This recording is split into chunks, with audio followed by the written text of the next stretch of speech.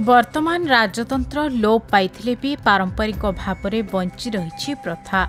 चलित वर्ष पारला राजजेमा कल्याणी गजपति 7 अंक प्रवेश होइछे। शून्य अवसर में पारलाखेमुंडी राज परिवार इष्टदेवी माणिकेश्वरी मंदिर में विशेष पूजार्चना करा जाइछे। कनक दुर्गा और मां माणिकेश्वरी पूजार्चना करिसेंते राजपुरोहित कामदेव।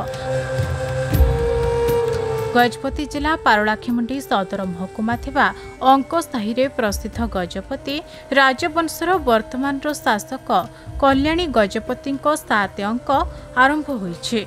एही अवसर में स्थानीय अंक साहि स्थित पारला राजवंशर अधिष्ठात्री इष्टदेवी मां माणिकेश्वरी पीठरे राजकुमारी कल्याणी गजपति शासनर 6 वर्ष पूर्ण हुए 7 अंक आरंभ उत्सव एक वर्णाढ्य परिवेश आयोजित होइथिला।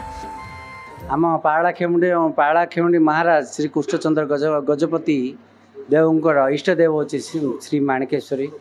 यह भाद्रव मास द्वादशी दिन यही सन्या पर्व हुए। सन्या पर्व माने यही पर्व रे अंक कषा जाए। अंक माने जो राजत्व जो राजा जेते वर्ष राजत्व कले पारलाखेमुंडी रे गजपति रे ताहा अंक द्वारा कषा हुए। यह श्री कल्याण देवी को केते वर्ष पूर्ला ये कषा जाए। अंक माने अंक जेते वर्ष पूर्ण है ताको अंक कह जाए एवं से अंक द्वारा यही साईर नाम अंक साई होइछि।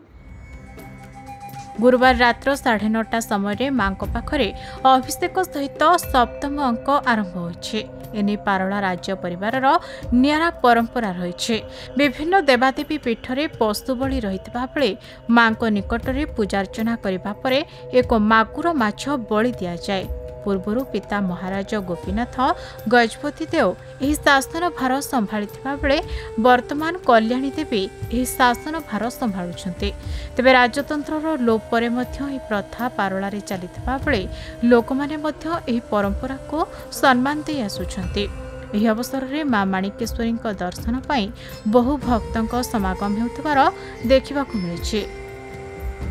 आज पवित्र भाद्रव शुक्ल द्वादशी एटा को आमे शून्य उत्सव उपरे पालन करूँ।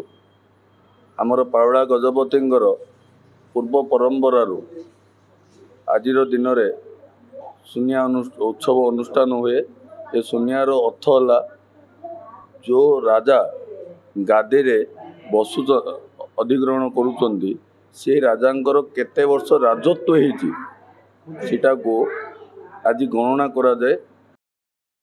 गजपति हेमंत प्रधान का रिपोर्ट, खबर ओडिशा।